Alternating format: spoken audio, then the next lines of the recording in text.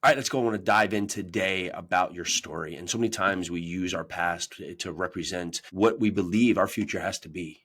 Our upbringing, our story, our education, the people around us, our surrounding, our parents, our network, just the things that have happened, right? The unfortunate circumstances that might have happened in your life. And you use this as a representation for what we feel has to be our future, because we feel that that's what we're worthy of, right? Oh, so that must be, my net worth, my worth, or my self-worth must be built upon what has happened in the past. And we forget that the past is that.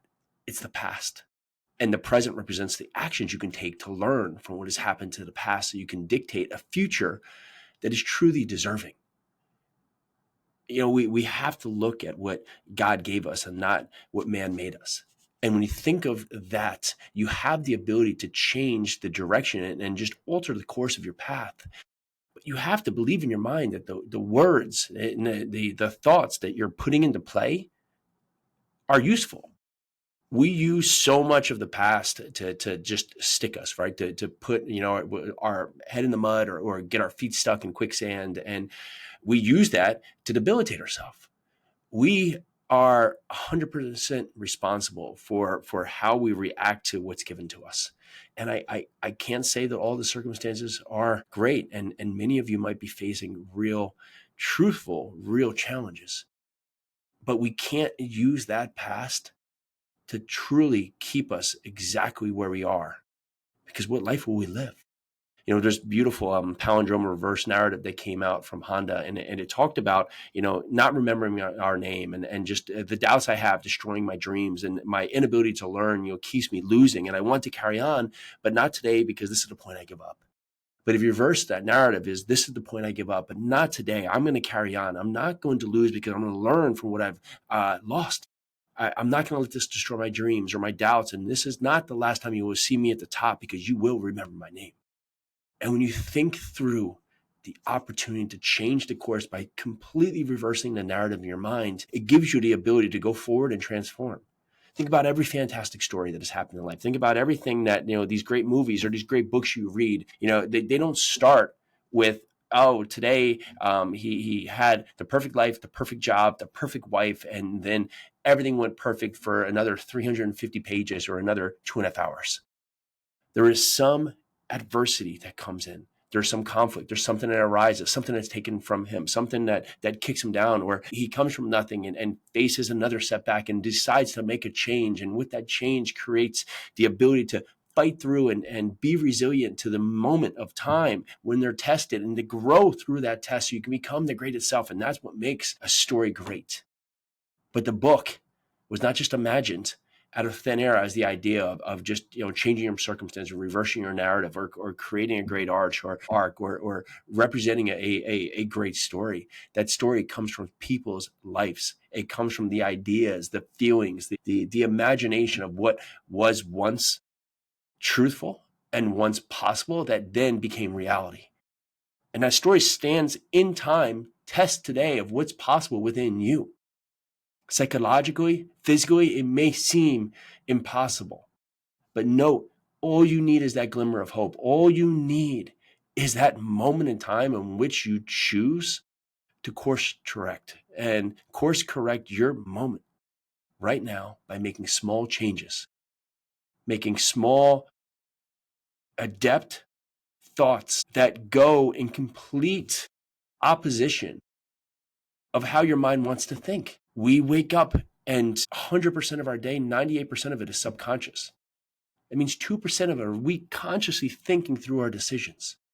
And if you have 60 to 80,000 thoughts a day and 75% of them are repeated, and you're not even thinking about 98% of what you're doing, and you're built upon habits that might not even be truthfully what you asked for.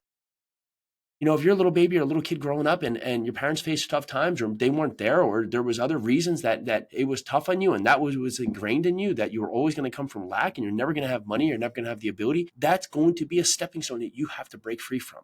That's going to be mental chains, mental barricades, mental shackles that are going to keep you at bay until you understand that all you have to do is put the key in and undo the shackle.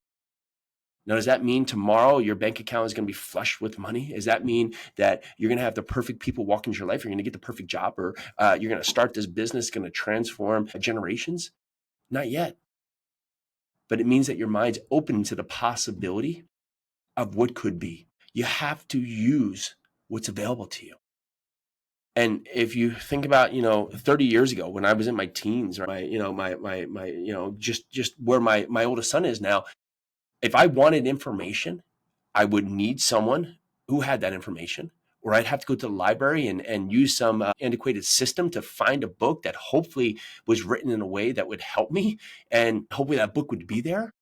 Or potentially I would have to find a TV show that just happened to come on that gave me some guidance and some topic. And I would have to go through all these hurdles. And I was so closed into what is possible because the access to information was so limited. And today it's all at our fingertips. It's all right there. But the opposite side of that is the negative. With all the positive feedback that is available to us in the world, there's all the negative, there's all the hate, there's all the distrust, there's all of the lacking that's put into our world. So you have to ask yourself, where is my focus? What blinders am I going to put on? What guidelines am I going to set? What principles are I going to instill? That's why we talk so much to Live 100 principles, because they're important for you to build a foundation that can't be broken, that can't be crumbled, that no storm will knock down. And will the storm potentially cause some damage? Will some, we'll say some siding come loose? Will some shutters get knocked off? Will some roof shingles potentially get blown off? Absolutely. But with that, the foundation will be built and you will become back bigger and stronger because you will learn from the moments that you've been knocked back or knocked to your knees. But you'll understand that you have the foundation. You have what you need to build upon. Because those minor moments, those moments where, when I seem to learn, I seem to lose, become when I seem to lose, I learn. And I learn how to move forward. So ask yourself, how are you going to be remembered? What is it that's going to be your test of time? And that's a big question, because to be remembered means that you have to go out there and prove otherwise, that what was seemingly impossible potentially to you or others becomes possible. I look at where I stand today. We've acquired hundreds of millions of dollars of real estate in the last decade. And if you were to go back, say 11 or 12 years before that, I had doubts. I had moments of pause.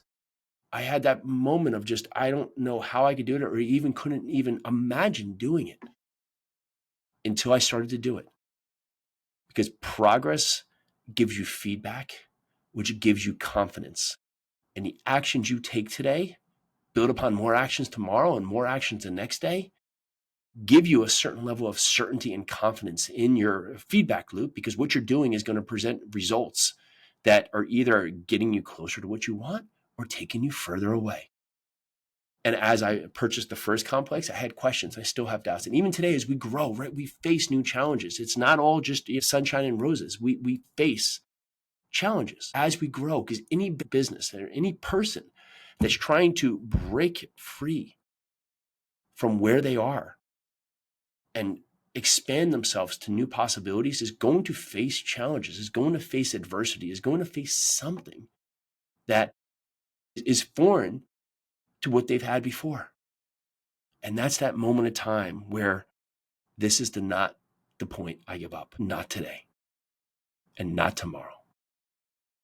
All right, so go out into the world and take action today. And if you could do anything for us, go down there and leave us an honest rating and review. It helps us get this podcast out to more.